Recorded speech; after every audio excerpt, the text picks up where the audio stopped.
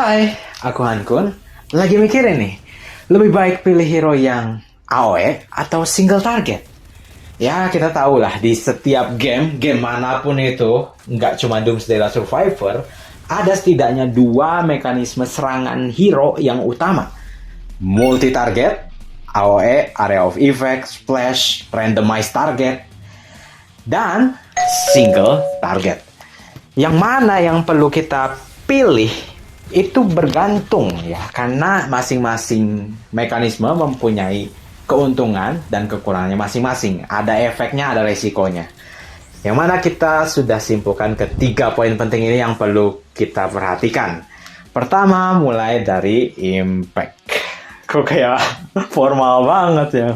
Oke lah, impact multi-target itu artinya kita fokusnya ke lebih dari satu target atau satu squad. Mau targetnya itu lemah, mau targetnya itu kuat, kita kasih damage ke mereka semua yang ada di wilayah itu sesuai dengan keterangan hero skillnya ya. Sedangkan untuk single target, kita fokus ke satu squad yang kita lawan saat ini. Yang mana keduanya itu memiliki perbedaan fokus, di mana ini adalah poin kedua. Kalau AoE itu cenderung fokusnya ke untung dan dominasi area, kontrol area, crowd control.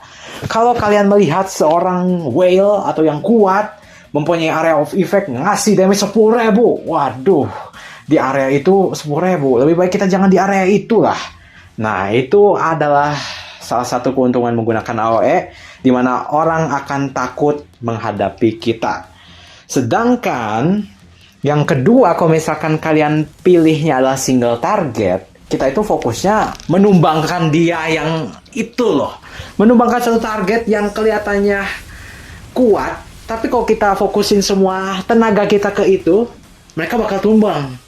Ini dia perbedaan fokus ya antara AoE dan single target, di mana ada resikonya masing-masing. Yang mana ini adalah poin yang ketiga, di mana perhatian orang-orang itu bakal teralih kepada kita yang menggunakan serangan AoE atau multi target, karena untung banget ya kayaknya dia, dan lebih baik meminimalkan kerugian dong. Dia bisa ngasih banyak damage ke semua orang, kita tumbangkan mereka dulu. Ini jadi hal yang menjadi resiko.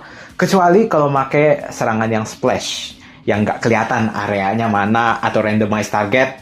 Nah, itu adalah hal yang perlu diperhatikan, lebih unnoticeable dan mungkin bisa menjadi pilihan yang lebih baik daripada menggunakan AoE murni.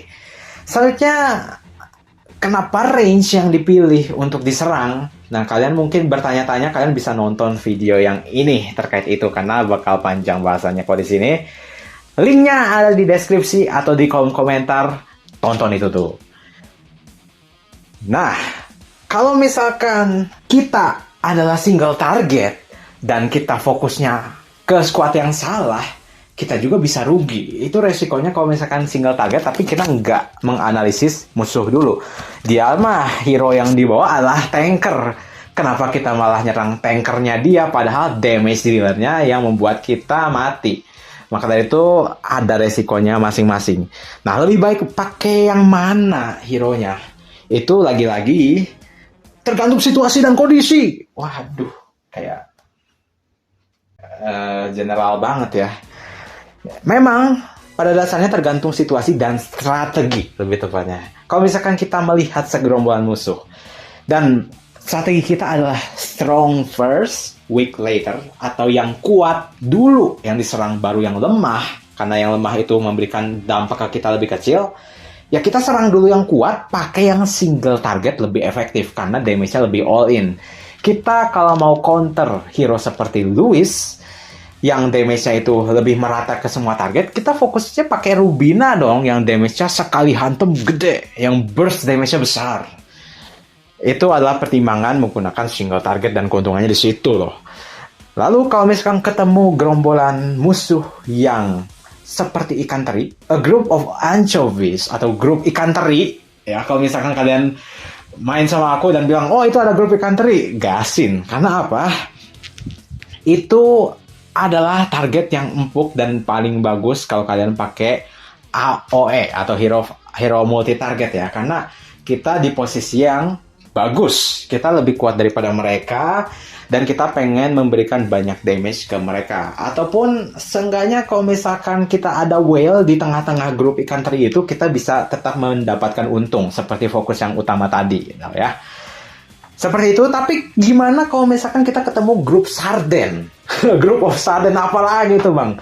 Ikan teri itu di bawah sarden. Sarden lebih kuat sedikit lah ya, tapi sedang lah, anggapannya itu setara sama kita. Lebih baik pakai yang mana nih? Single target atau AOE? Nah, kalau yang ini sih bisa dibilang single target oke, AOE oke. Terus pakai yang mana? Jangan lupa pakai hero buffer atau di buffer kalau seperti ini, karena nggak selalu menang. Karena banyak lawan banyak, bisa ada yang meninggal duluan. Kalau kalian yang meninggal duluan ya rugi. Kalau misalkan kalian yang terakhir bertahan memberikan damage ke mereka, untung. Kalau misalkan kalian nggak mau mengambil resiko itu, pakai hero yang ada buffernya dan di buffernya. Hero buffer itu seperti Bianca dan Marco Eri yang ngasih tambahan rage dan ngasih attack defense tuh kalau Bianca. Hero yang paling worth it buat free to play pakai untuk dengan cepat menyeimbangkan stats dengan whale itu, pakai hero Bianca, jangan pilih hero lain. Karena kalau ada Bianca, kamu mempunyai rasa tenang dulu, aman, damai di field. Ada Bianca, aman. Kalian bawa itu, gitu. Jadi ngadepin whale pun kalian bisa dengan sepenuh hati tetap berada di situ, nggak kabur. Terutama tipe trup yang nggak punya kecepatan cepat, ya. Sedangkan di buffer itu membuat musuh semakin cepat tumbang. Kayak pakai Julian, yang topnya sekarang adalah Julian, ya. Kenapa nggak pakai Claude? Claude itu efektif kalau ngelawan whale, dan itu lebih di bawah daripada yang aku sebutin tadi lah. Selanjutnya kalau untuk buffer tadi Bianca, Marco Eri, di buffer adalah Julian dan Lee. Bisa pakai Claude juga kalau misalkan ketemu whale. Sudah, apalagi strategi yang lain? Kalau misalkan sebenarnya ada satu strategi lain, misalkan ada bait, tapi kayaknya kita bahas di video selanjutnya aja karena banyak nih yang bisa kita eksplor di situ. Jadi kalau kalian tertarik dengan mekanisme bait, kalian bisa komentar di kolom komentar, yes Han, kita lanjut ya.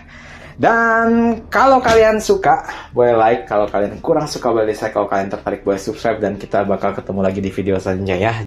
Bye.